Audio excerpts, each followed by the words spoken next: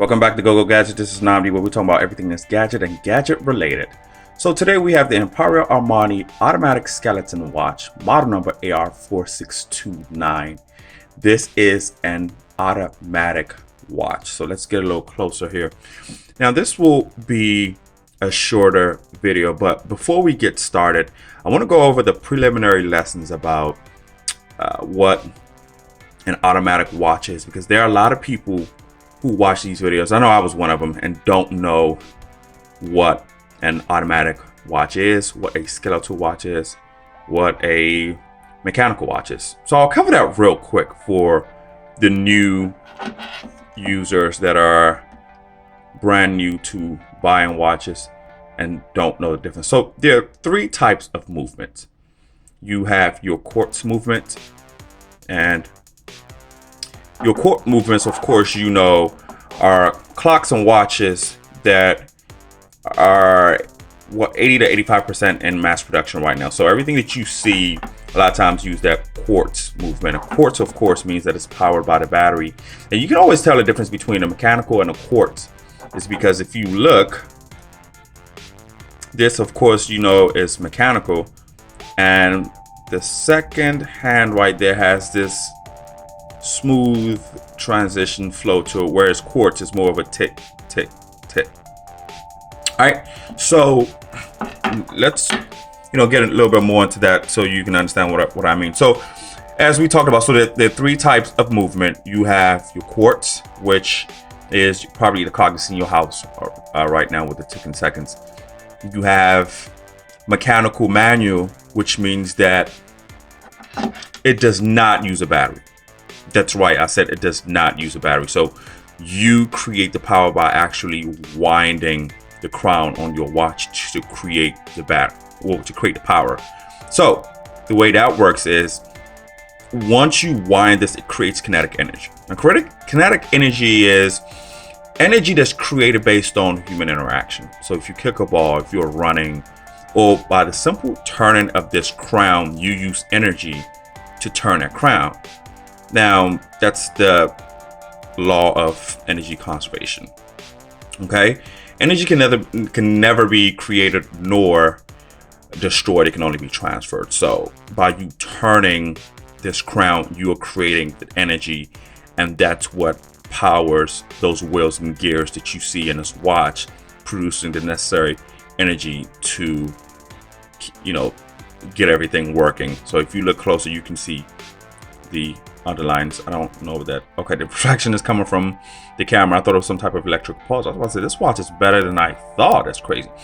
But all right, so that's the downside is you because this has no battery, you have to wind this up once that energy runs out.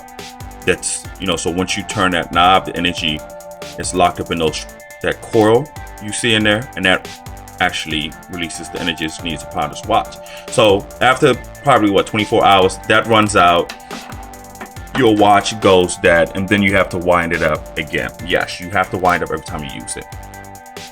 So the third type of movement is mechanical automatic, which is kind of like my favorite, because it does require that kinetic energy to be able to get things going. So you do have to wind it up. So it does not need a battery. But the cool thing is, if I flip this over,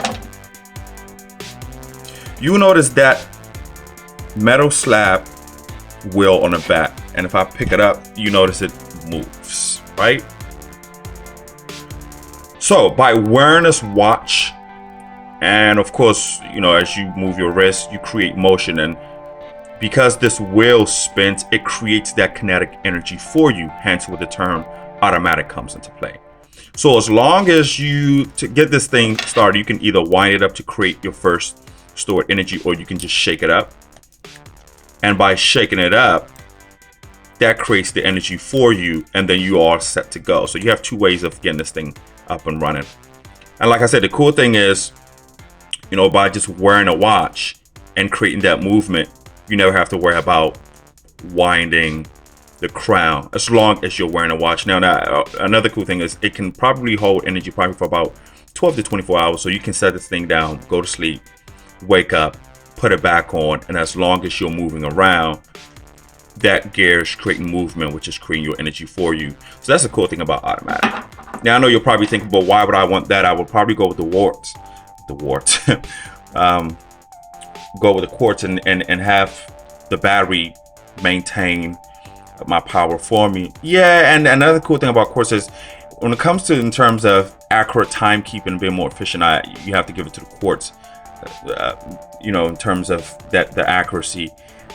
The mechanical watches, whether it's automatic or manual, kind of loses points there because you always have to worry about keeping it active. So as you know, once that energy runs out, your watch will stop telling time.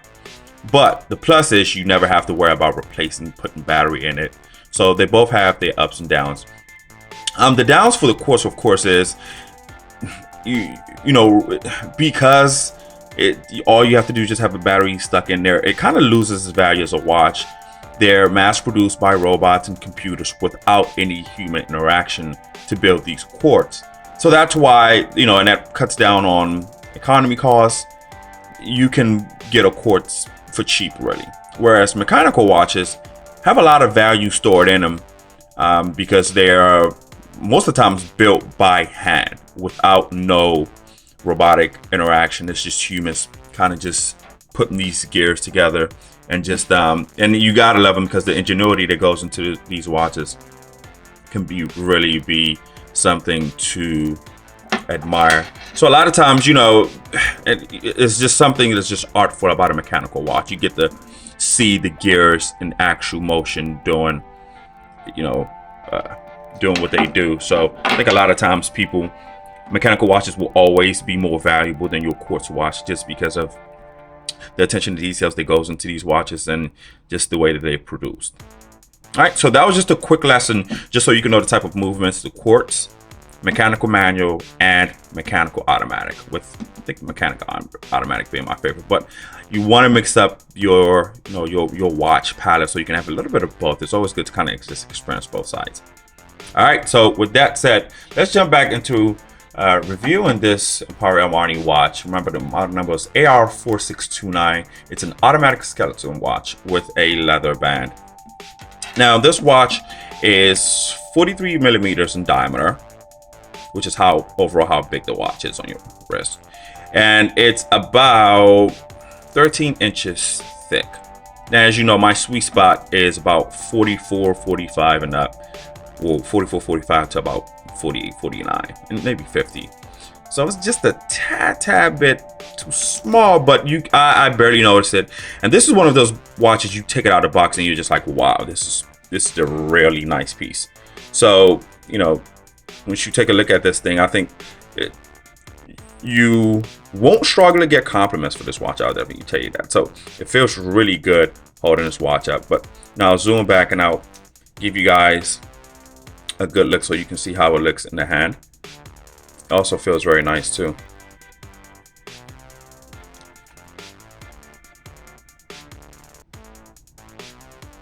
Come on, focus. See if we can get that thing in focus here. Here we go. All right, so as normal, I will have this thing tried on the wrist and let you guys know what it looks like. All right. And here we are.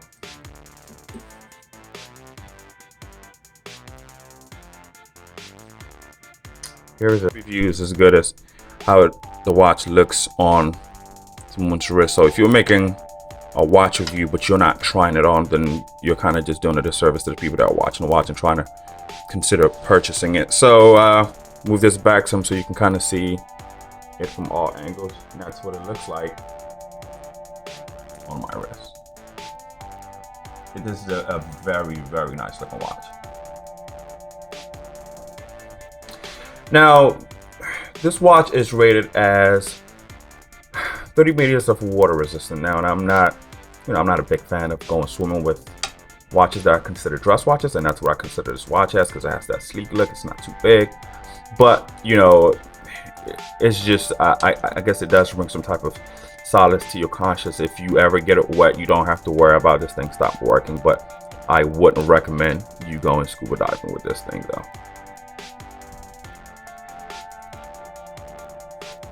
That's it from. Oh, and the land of the forest. Okay. Yeah.